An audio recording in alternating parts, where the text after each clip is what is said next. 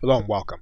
You are now looking at Teachable.com, and Teachable is a cloud-based platform that allows you to create online courses, to deliver them, as well as to have them paid for and to receive revenue from your students and or customers. Teachable allows you to customize the platform in order to work with your brand.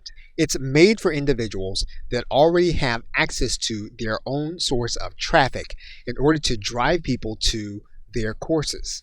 The company does have an affiliate program which will allow you to earn 30% commissions on individuals that start teaching through your access link.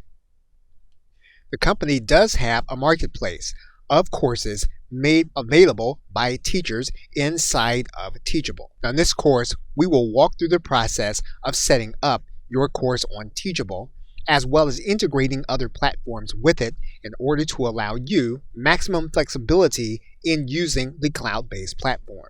Finally, the biggest benefit in using Teachable is the fact that you will be uploading your videos to a platform, and that platform will be hosting the videos as well as assuming the bandwidth within your courses. That means that when you are looking at the pricing, you want to keep this in mind, as you will not be paying a fee for additional hosting.